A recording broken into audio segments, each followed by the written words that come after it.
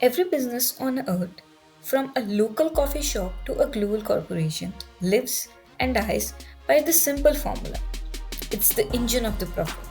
Most companies spend their entire existence trying to manage it, to tweak it, to gain a small edge. But a few legendary companies didn't just manage this equation, they broke it. They looked at the relationship between the revenue and the cost and found a revolutionary way to play the game, creating empires in the process.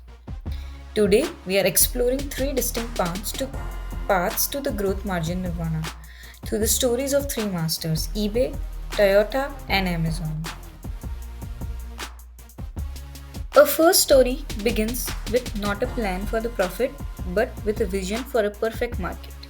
In 1995, programmer Pierre created a small website to let people auction items directly. He tested it by listing down his own broker laser pointer. When it sold for $14, he knew he was onto something. The hobby was forced to become a business when his internet provider handed him a $20,000 monthly bill. To pay it, he started charging sellers a small fee, and in doing so, he stumbled upon a revolutionary business model. Here's the genius of it. While competitors like OnSale were buying goods, holding them in warehouses, and shipping them all, massive cost, eBay decided to never touch the goods. It was a pure virtual marketplace. Its cost of goods sold wasn't inventory or shipping, it was just a cost of moving electrons. While OnSale was stuck with less than 10% gross margin, eBay was soaring above 80%. They didn't just build a website, they built a money machine by strategically choosing what not to do. They showed the world how to eliminate cost of goods sold. But what if your product is intensely physical? Let's go from the virtual world to the factory floor. Toyota's story isn't about eliminating costs, but about perfecting them with an almost religious devotion.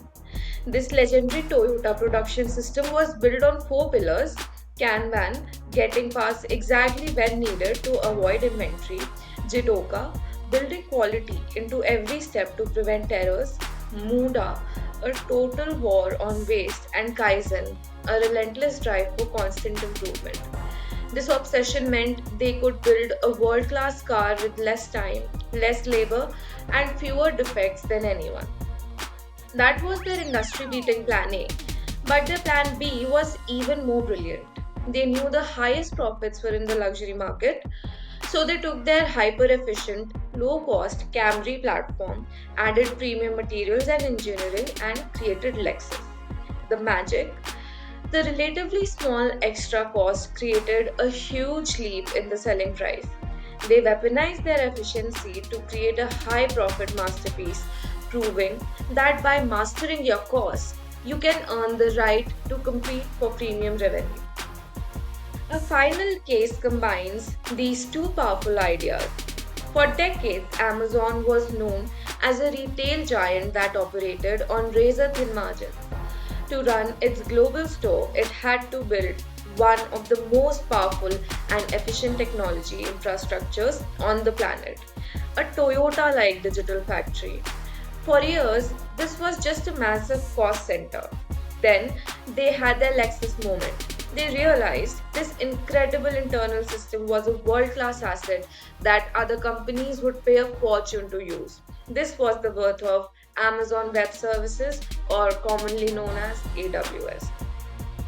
And AWS operates on the eBay model.